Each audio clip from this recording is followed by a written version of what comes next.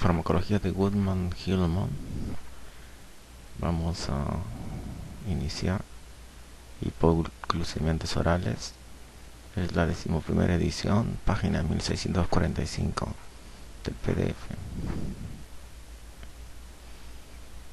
Historia. A diferencia de los estudios sistemáticos que culminaron en el aislamiento de la insulina, las sulfonilurias fueron descubiertas accidentalmente. En 1942, Hambon et al.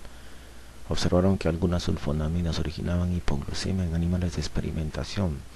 Poco después de la primera sulfoniluria clínica en humanos fue la 1-butil-3-sulfoniluria, carbutamida, para tratar la diabetes. Más tarde fue retirada del mercado por los efectos adversos que tenía en la médula ósea, pero dicho compuesto permitió la síntesis de toda una clase de sulfonilurias. En los comienzos del decenio de 1950 se hicieron los estudios de la tolbutamida en humanos. El primer miembro utilizado ampliamente de dicho grupo en sujetos con diabetes mellitus de tipo 2. Desde esa fecha se han utilizado a nivel mundial unos 20 agentes distintos de esta categoría. En 1997 en Estados Unidos se aprobó para uso en personas la repaglinida, que fue el primer miembro de una nueva clase de secretragogos orales de insulina derivados del ácido benzoico, llamados meglitinidas. El agente mencionado tuvo gran aceptación como fármaco de acción rápida antes de las comidas para limitar la hiperglucemia postprandial.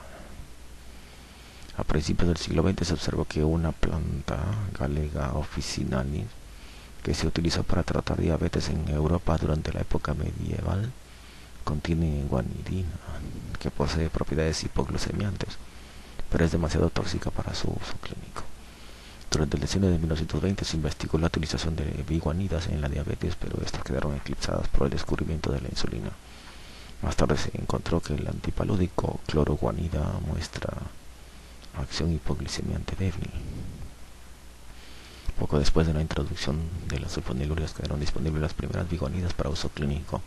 Aún así, la fenformina, el medicamento primario de este grupo, fue retirado del mercado en Estados Unidos y Europa debido a un incremento de la frecuencia de acidosis láctica.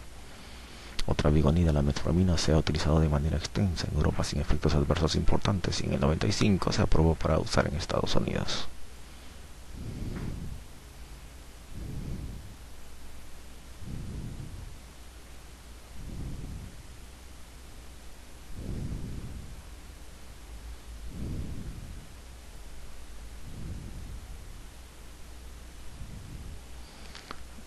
Las tiazolidinedionas se introdujeron en 1997 como la segunda clase principal de sensibilizadores a la insulina. Estos fármacos se unen a receptores activados por proliferador de peroxisomas, principalmente PPAR-gamma, Peroxisome Proliferator Activated Receptors, lo que da por resultado aumento de la captación de glucosa en los músculos y decremento de la producción endógena de glucosa. Esas son las tiazolidinedionas, el 97. El primero de estos medicamentos, la troglitazona, fue retirada del mercado en Estados Unidos en el año 2000 debido a su vínculo con toxicidad hepática. Otros dos fármacos de esta clase, la rosiglitazona y la pioglitazona, no se han relacionado con toxicidad hepática difundida y se utiliza en todo el mundo. Sulfonilurias. Propiedades químicas. Las sulfonilurias se dividen tradicionalmente en dos grupos o generaciones de fármacos. En el cuadro 6 se muestran sus relaciones estructurales. Todos los miembros de esta clase de medicamentos son arilsulfonilurias sustituidas. Difieren por sustituciones en la posición para del anillo benceno y en un residuo de nitrógeno de la mitad de urea. El primer grupo de las sulfonilurias incluye tolbutamida, acetohexamida, tolazamida y clorpropamida. Ha surgido una segunda generación más potente de sulfonilurias hipoglucemiantes que incluyen gliburida, que es glibenclamida, glipizida, glicazida y glimepirida. Mecanismo de acción. Las sulfonilurias causan hipoglucemia al estimular la liberación de insulina a partir de las células beta pancreáticas. No obstante, sus acciones en el tratamiento de la diabetes son más complejas. La administración aguda de sulfonilurias a pacientes con diabetes tipo 2 aumenta la liberación de insulina desde el páncreas. Las sulfonilurias también pueden incrementar las cifras de insulina al reducir la depuración de la hormona en el hígado. En el transcurso de los meses iniciales de la terapéutica con sulfoniluria, se detecta aumento de las concentraciones plasmáticas de insulina en ayuno, así como de las respuestas con insulina ante exposición a glucosa por vía oral. Con la administración crónica, las cifras circulantes de insulina declinan hasta llegar a las cifras previas al tratamiento. Pero a pesar de esta reducción de las concentraciones de insulina, se conservan cifras plasmáticas reducidas de glucosa. No está clara la explicación de esto, pero puede relacionarse con reducción de la glucosa plasmática, lo cual permite que la insulina circulante tenga efectos más pronunciados sobre sus tejidos blancos, y con el hecho de que la hiperglucemia crónica en sí altera la secreción de insulina, toxicidad por glucosa. La ausencia de los efectos estimulantes inmediatos de las sulfonilurias en la secreción de insulina durante su administración por largo tiempo se ha atribuido a la disminución del número de receptores superficiales celulares para las sulfonilurias en las células beta pancreáticas. Si se interrumpe el empleo de las sulfonilurias durante largo tiempo, reaparecen las respuestas de células beta pancreáticas a la administración inmediata del fármaco. Las sulfonilurias también estimulan la liberación de somatostatina y pueden suprimir levemente la secreción de glucagón.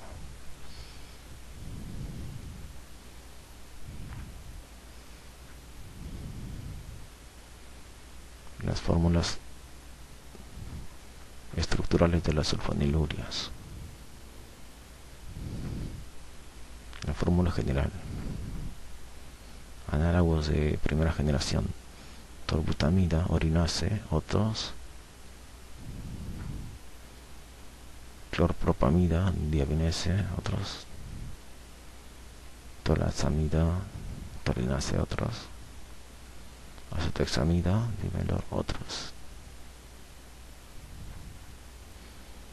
Análogos de segunda generación: glibrida, glibenclamida, micronase, diabeta, otros. Glipizida, glucotrol, otros. Glicacida, diamicron, otro, todo disponible en Estados Unidos. Glimepirida, Amaril.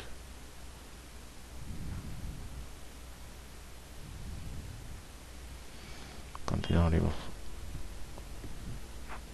Las sulfonilurias se unen a las subunidades SUR 1 y bloquean el conducto de potasio sensible a ATP.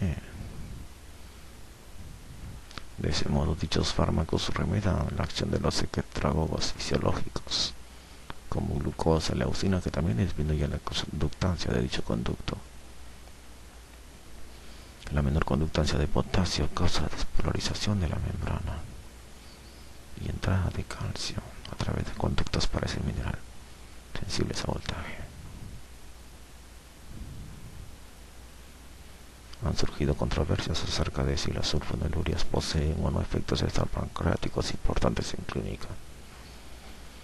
En general, los intentos por atribuir las acciones hipoglucemiantes a largo plazo de las sulfonilurias a cambios específicos del efecto de la insulina sobre tejidos blancos quedan desorientados por los efectos de una glucemia disminuida prevaleciente. Aun cuando es posible demostrar acciones extrapancreáticas de las sulfonilurias, tienen importancia clínica menor en la terapéutica de individuos con diabetes tipo 2. Absorción, biotransformación y excreción. Las sulfonilurias poseen espectros de actividad similares, así sus propiedades farmacocinéticas son sus características más distintivas. Aun cuando hay diferencia de las velocidades de absorción de las distintas sulfonilurias, se absorben con eficacia a partir del tubo digestivo. No obstante, los alimentos y la hiperglucemia pueden reducir la absorción de las sulfonilurias. La hiperglucemia en sí inhibe la motilidad gástrica e intestinal, y de este modo puede retrasar la absorción de muchos medicamentos. En vista del tiempo necesario para alcanzar una concentración óptima en plasma, las sulfonilurias con semivida breve pueden ser más eficaces cuando se administran 30 minutos antes de las comidas. Las sulfonilurias en plasma se encuentran en gran parte, 90-99%, unidas a proteínas, en especial a albúmina. La unión a proteínas plasmáticas es menor para la clorpropamida y mayor para la glibenclamida. Los volúmenes de distribución de casi todas las sulfonilurias son de alrededor de 0,2 litros por kilogramo. La semivida y lo extenso del metabolismo de las sulfonilurias de primera generación varían sobremanera. La semivida de acetohexamida es breve, pero el fármaco se reduce a un compuesto activo con semivida similar a la de la tolbutamida y tolasamida, 4 a 7 horas. Puede ser necesario proporcionar esos fármacos en dosis diarias divididas. La clorpropamida tiene semivida prolongada, 24 a 48 horas. Los medicamentos de segunda generación son unas 100 veces más potentes que los del primer grupo. Si bien sus semividas son breves, 3 o 5 horas, sus efectos hipoglicemiantes quedan de manifiesto durante 12 a 24 horas, y a menudo es posible administrarlos una vez al día. No está clara la razón de la discrepancia entre la semivida y la duración de acción de estos fármacos. Todas las sulfonilurias se metabolizan en el hígado y los metabolitos se excretan en la orina. El metabolismo de la clorpropamida es incompleto y alrededor del 20% del compuesto se excreta sin cambios. Así, las sulfonilurias deben proporcionarse con precaución en pacientes con insuficiencia renal o hepática. Reacciones adversas. Los efectos adversos de las sulfonilurias son poco frecuentes. Sobrevienen en casi 4% de quienes toman fármacos de primera generación, y tal vez un poco menos frecuentes en sujetos que reciben los de segunda generación. Como es de esperarse, las sulfonilurias pueden causar reacciones de hipoglucemia e incluso coma.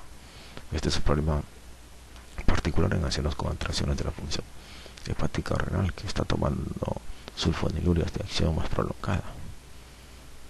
Es posible clasificarlas en orden de riesgo decreciente de que causen hipoglucemia.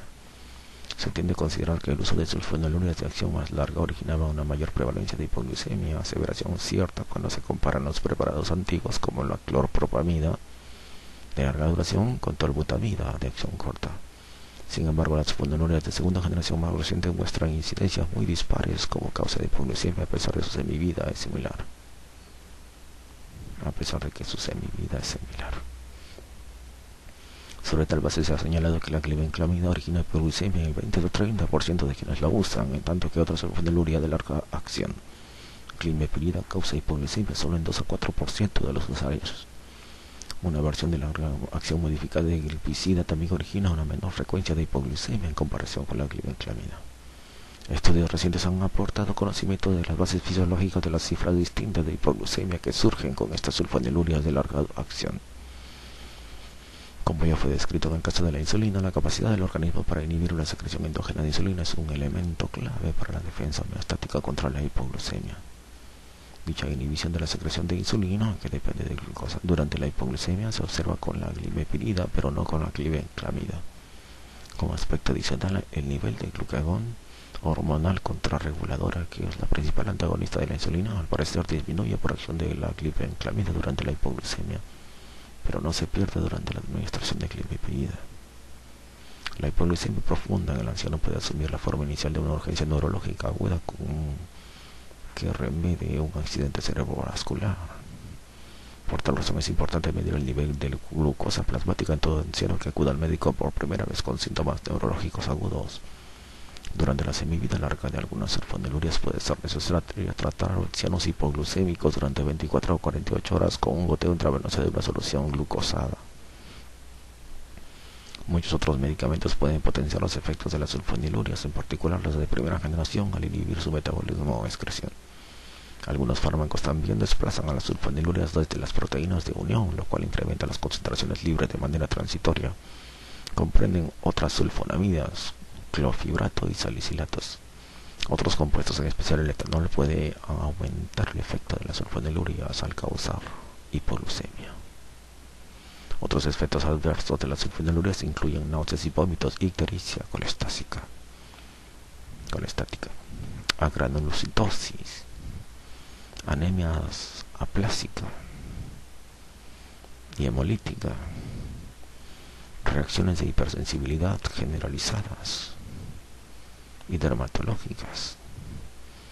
Alrededor del 10 a 15% de los enfermos que reciben esos medicamentos, en particular clorpropamida, presentan una reacción inducida por alcohol similar a la generada por disulfiram. Las sulfonilurias, en especial la clorpropamida, también puede inducir hiponatremia al potenciar los efectos de la hormona antidiurética sobre los conductos colectores renales. Este efecto adverso indeseable aparece hasta en el 5% de los pacientes. Se observa con menos frecuencia con glibenclamida, glipizida y glimepirida. Dicho efecto en la retención de agua se ha utilizado con provecho terapéuticos en sujetos con formas leves de diabetes insípida de tipo central. Un debate prolongado se centró alrededor de si el tratamiento con sulfonilurea se relaciona o no con un incremento de la mortalidad cardiovascular. Esta posibilidad se sugirió en un estudio multicéntrico grande, el University Group Diabetes Program, UGDP, que se diseñó para comparar el efecto de la dieta, los compuestos por vía oral, tolbutamida y fenformina, y de la terapéutica con insulina a dosis fija sobre la aparición de complicaciones vasculares en diabetes tipo 2. Durante el periodo de 8 años de observación, quienes recibieron tolbutamida tuvieron una tasa 2 veces más alta de muerte de origen cardiovascular que los pacientes tratados con placebo o insulina. A continuación hubo un debate que duró 10 años con respecto a la validez de esta conclusión porque la observación fue inesperada, el estudio no se había diseñado para probar esta cuestión y porque toda la mortalidad excesiva ocurrió únicamente en 3 centros. Sin embargo, el reciente UKPDS, United Kingdom Prospective Diabetes Study Group del 98 demostró con claridad mortalidad excesiva nula de origen cardiovascular en el transcurso de un periodo de 14 años de pacientes que estuvieron recibiendo sulfonilureas de primera o segunda generación.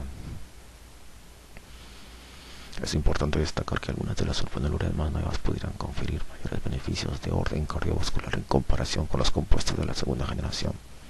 La glimepirida, que es la sulfonilurea de distribución más reciente, aporta efectos beneficiosos en el precondicionamiento isquémico en comparación con la glibenclamida. La respuesta fisiológica a un cuadro isquémico en los vasos coronarios es la vasodilatación refleja al surgir un nuevo episodio isquémico. Dicho reflejo al parecer no se pierde con la glimepirida, pero disminuye con la glibenclamida. Aplicaciones terapéuticas. Las sulfonilureas se utilizan para controlar la hiperglucemia en pacientes con diabetes tipo 2 en quienes es imposible alcanzar control apropiado solo con cambios de la dieta. Sin embargo, en todos los enfermos, las restricciones continuas de la dieta son esenciales para aumentar al máximo la eficacia de las sulfonilureas. Las contraindicaciones para el uso de estos medicamentos comprenden diabetes tipo 1, embarazo, amamantamiento y, en el caso de preparados más antiguos, insuficiencia hepática o renal grave. 50-80% de los pacientes seleccionados de manera apropiada mostrarán reacción inicial a un hiperglicemiante oral. Todos los compuestos parecen ser igual de eficaces. Las concentraciones de glucosa a menudo disminuyen lo suficiente como para aliviar los síntomas de la hiperglicemia, pero pueden no alcanzar cifras normales.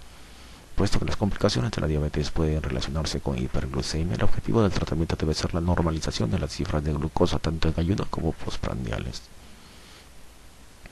Alrededor de 5 a 10% de pacientes por año que tengan reacción inicial a sulfonilurea se convierte en fracaso secundario según se define por hiperglucemia inadmisible. Esto puede sobrevenir como resultado de un cambio del metabolismo del fármaco, progresión de la insuficiencia de células beta, cambio del apego a la dieta prescrita o diagnóstico erróneo de un paciente con diabetes 1 de inicio lento. El medicamento adicional por vía oral producirá una respuesta satisfactoria, pero la mayoría de esos enfermos a la postre requerirá insulina.